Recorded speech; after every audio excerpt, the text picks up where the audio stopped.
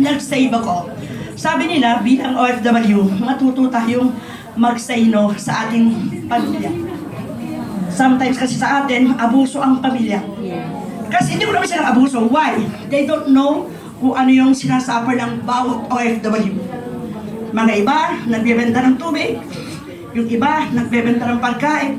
Kaya kayo mga bumibili, please, huwag nyo nang baratin. Kawawa naman sila. Para $2 lang, $1 lang. Babaratin nyo pa. Tama?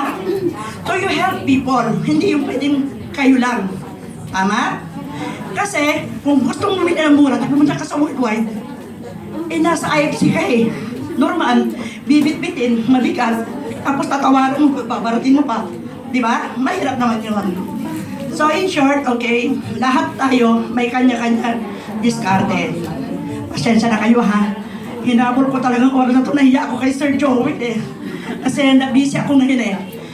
So in short, okay, dahil sa business na yan o extra income, ano ka lang, paalala ko lang sa inyo, mind your job, protect your job.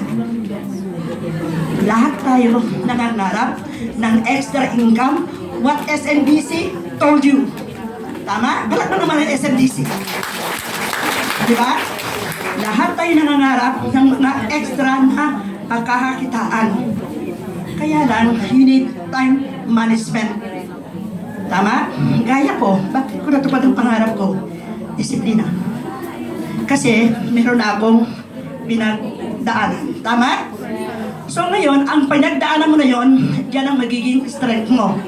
Ayaw mo nang balikan.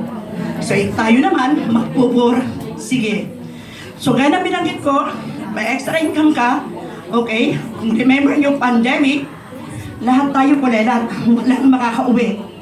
So also ang online, tama? So doon ako nag-start na magkaroon ng business. Yung business na yon, okay, online. Okay, tuturuan ko kayong tip ha. Nag-online ako ng goods from Hong Kong. Pinapadala ko sa Pilipinas. Nag-click. Di ba? Tamang-tama may savings ako. From since 1997 up to present. Okay? Pero before that, hindi nyo ba alam na mga milyonarya kayo lahat? Sino nyo nakapagpatukot ng mga estudyante dito? Taas ang gaba, ilan? Okay, you are millionaire. Palakpakan nyo sarili. Why? Sasabihin ko bakit. You are millionaire kasi from giving to birth hanggang pinagtapos mo. You are millionaire. So, dapat you must be proud. Ako, 5 na pagtapos ko. Of course, I am multi-millionaire. Palakpakan naman dyan. Diba? I have 2 accountants, 2 nurses, and 1 IT. Palakpakan naman dyan. So, ibig sabihin, lahat tayo mga magulang nagsisikap. Lahat ng extra income,